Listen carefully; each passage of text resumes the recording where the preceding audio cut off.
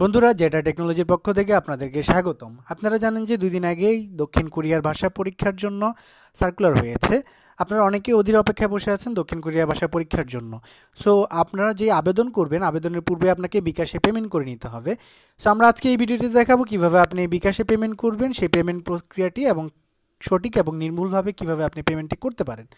এবং আপনি যদি আমার চ্যানেলে নতুন হয়ে থাকেন অবশ্যই সাবস্ক্রাইব এবং বেল আইকনটি ক্লিক করে রাখুন। পরবর্তী ভিডিওটিতে আমি দেখাবো কিভাবে আপনি BOESL গিয়ে আপনি আবেদন করতে পারেন কোরিয়ান ভাষার পরীক্ষার জন্য। সো বন্ধুরা দেরি না করে চলুন কিভাবে বিকাশে পেমেন্ট করতে হয় সেই প্রক্রিয়াটি আমরা আজকে দেখব।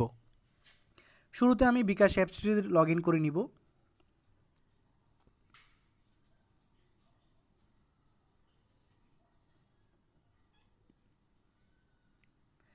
আমি আমার বিকাশ অ্যাপটিতে পাসওয়ার্ড দিয়ে লগ ইন করলাম।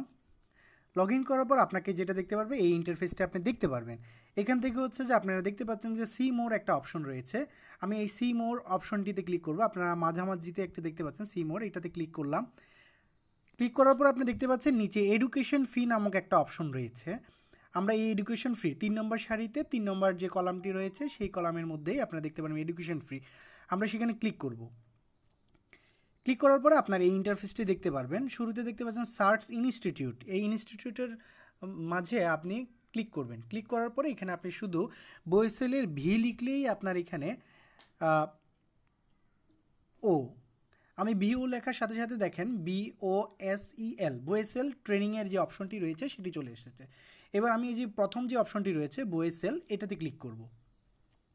ক্লিক করার পর বন্ধুরা দেখতে পাচ্ছেন BOESL ট্রেনিংয়ের অপশন রয়েছে এবং বিল পেইডের যে অপশনটি রয়েছে এখানে বাই ডিফল্ট জুলাই 2022 রয়েছে। এখানে আমাকে সিলেক্ট করে আগস্ট 2022টা সিলেক্ট করে দেবে। অনেকে এখানে ভুল করেন, যেটা আছে সেটাই রেখে দেন। এটা রাখলে হবে না, আপনাদের পেমেন্টটা ভুলভাবে হবে।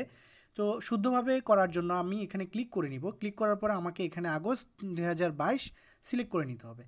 তারপর যে নিচে অপশনটি দেখতে পাচ্ছেন ইন্টার ইওর পাসপোর্ট নং, আমি এখানে আমার পাসপোর্ট নাম্বারটি ক্লিক করে নিব। সো আপনারা অবশ্যই পাসপোর্ট নাম্বারটি সঠিকভাবে ফিল আপ করবেন, কারণ আপনার পাসপোর্ট নাম্বারটি সঠিকভাবে ফিল আপ না করলে অন্য পাসপোর্টের এগেনস্টে আপনার এই পেমেন্টটি হয়ে যাবে।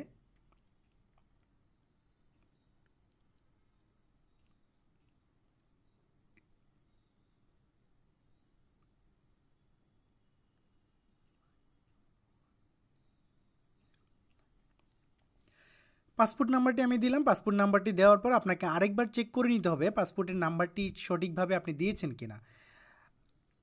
যদি ঠিকঠাক থেকে থাকে আমি এবার নেক্সটে ক্লিক করব প্রসেস পেমেন্টে।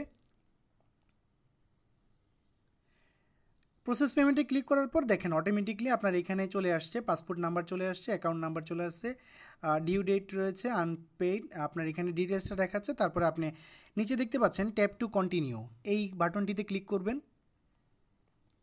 ক্লিক করার পরে আপনাকে এখানে হচ্ছে যে টোটাল চার্জ দিতে হবে 5 টাকা 75 টাকা, মানে 5 টাকা 75 পয়সা আপনাকে এর সাথে ভ্যাট দিতে হবে। 500 টাকা আপনার ফি বাবদ কাটবে এবং পাশাপাশি চার্জ, টোটাল আপনার 505 টাকা 75 পয়সা আপনার বিকাশ অ্যাকাউন্টে থাকতে হবে। আমি এখানে বিকাশের পিনটি দিয়ে নিচ্ছি। তারপর নেক্সটে ক্লিক করব। ক্লিক করার পর আমার এখানে টোটাল জিনিসটি দেখাচ্ছে, আপনারা পাসপোর্ট নাম্বারটিও দেখতে পাচ্ছেন। জাস্ট এবার tap to hold to pay education ফিতে চেপে ধরে রাখবেন। ধরে রাখলেই আপনার পেমেন্টটি সাকসেসফুলি কমপ্লিট হয়ে যাবে। এই যে দেখেন আমার পেমেন্টটি সাকসেসফুলি কমপ্লিট হয়ে গেছে। আপনারা যেটা দেখতে পারবেন এখানে হচ্ছে যে পেমেন্টটি হয়ে গেছে এবং আমার বিকাশে থেকে 505 টাকা 75 পয়সা কেটে নিয়েছে। এবং আমাকে একটা দেখেন, আপনারা এখানে টাইমের পাশে একটা দেখেন ট্রানজ্যাকশন আইডি নামক একটা অপশন রয়েছে। এই ট্রানজ্যাকশন আইডিটি আমার হচ্ছে যে যখন আমি অ্যাপ্লিকেশন করব তখন আমার এই ট্রানজ্যাকশন আইডিটি আমার ব্যবহার করতে হবে। সো আমি এই ট্রানজ্যাকশন আইডিটি চাইলে এখান থেকে কপি করে নিতে পারি, অথবা নেক্সটে ক্লিক করলে আমার হিস্ট্রিতেও আমি ট্রানজ্যাকশন আইডিটি দেখতে পারবো। সো বন্ধুরা যারা এখন আমার চ্যানেলটি সাবস্ক্রাইব করেননি আপনারা চ্যানেলটি সাবস্ক্রাইব করুন এবং বেল আইকনটি ক্লিক করে রাখুন। পরবর্তী ভিডিওতে আমি দেখাবো কীভাবে BOESL আবেদন করতে হবে এই ট্রানজ্যাকশন আইডির মাধ্যমে।